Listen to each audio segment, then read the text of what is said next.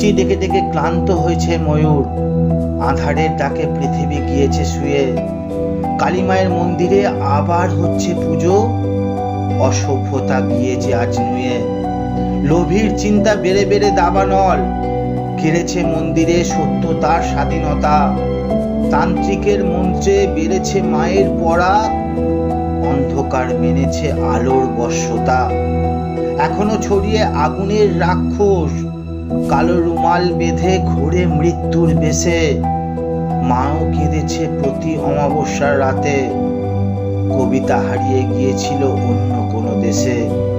এবার হবে ভাঙা মন্দিরে অমাবস্যা পুজো, সভ্য অসভ্যের হবে মন্দিরে দেখা। কালী মায়ের কান্নাটা তাহলে কি, বাকিটা হবে ইতিহাসে লেখা।